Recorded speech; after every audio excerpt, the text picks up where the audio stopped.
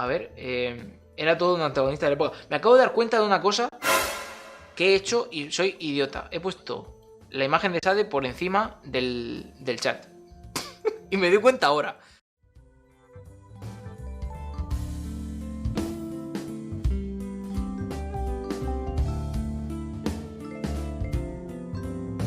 Buenas tardes. Buenas tardes a todos. Estamos aquí un día más, domingos de Historia de la Ética, que ya llevamos haciendo bastantes. Y hoy nos toca hablar del Marqués de Sade. Donatien Alphonse François, Marqués de Sade. Muy conocido por ser una bellísima persona y, vamos, iba promulgando la paz y la bondad. Bueno, hay una, digamos, una leyenda, ¿no? Alrededor de la figura de Sade, con gran parte de razón y con gran parte de invención y de calumnia, ¿no? Sobre todo de calumnia. Lo que voy a intentar es exponer cómo, dentro de esa parte de realidad que tiene la figura del sadismo y todo esto, en realidad Sade está haciendo otra cosa muy diferente. Dentro de esa realidad que no podemos evitar, ¿no? Ese erotismo cruel, y dentro de todas esas prácticas hay realmente un planteamiento ético que no tiene ese elemento como su punto central. Y eso a veces no se valora adecuadamente, se considera de forma superficial que, bueno, todo lo que hace Sade pues es este tipo de defensa de lo perverso. Estamos hablando del siglo de mitad finales del siglo XVIII y principios del siglo XIX. Estamos hablando del final del antiguo régimen en Francia, la Revolución Francesa, que nos llevaría, esto quiero que lo tengáis en cuenta, a lo que se ha llamado el gobierno del terror, ¿no? El gobierno del terror de Robespierre. Quiero que tengáis en cuenta que la etapa posterior a la Revolución Francesa se llamaba el terror.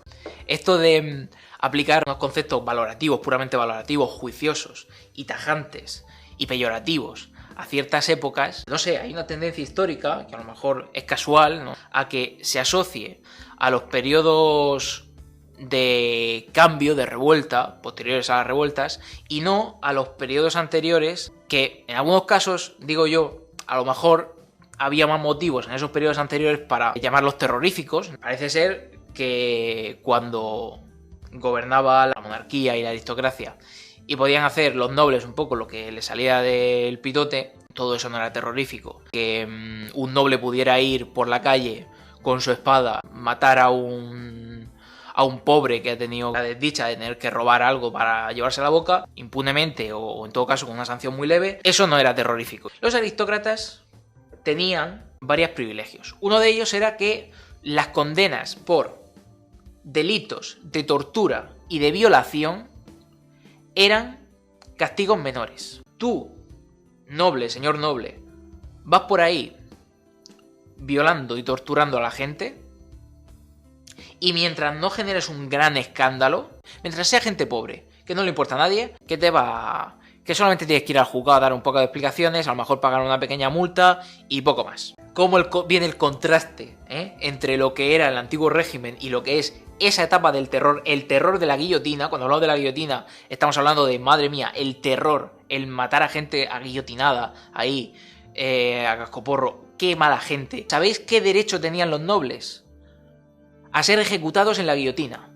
Y diréis, ¿cómo puede ser eso un derecho, un privilegio? Es que la gente pobre, la gente del pueblo, si los condenaban a muerte, dependiendo del castigo, podía ser una muerte más dolorosa o menos dolorosa.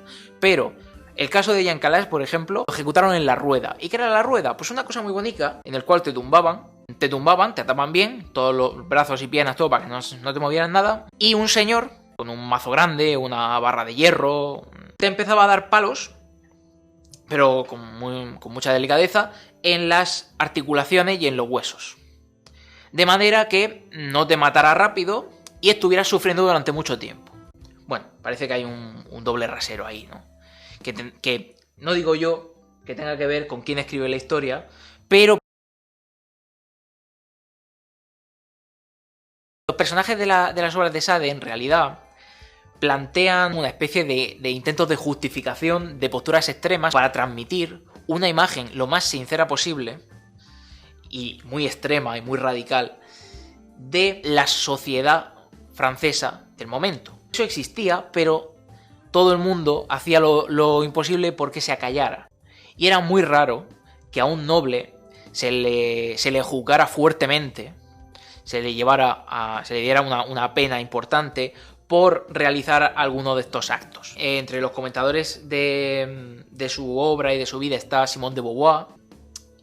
Simone de Beauvoir dice que el Marqués de Sade tenía cierto autismo. El señor Maurice Lebert, que tengo por aquí el libro, lo enseñaba antes, este señor recoge esa teoría y de hecho la desarrolla un poco y me parece muy interesante cómo lo hace. Realmente explica muchas cosas, explica que en ese contexto el marqués tuviera obsesión con ciertos principios, ciertos valores, ahora vamos a ver. Tien se va al ejército francés, está en la guerra de los 7 años, escribe una carta que me parece fundamental, sí, para esto de la honestidad, me parece fundamental y me parece muy interesante. Refleja mucho su carácter, refleja sus inquietudes.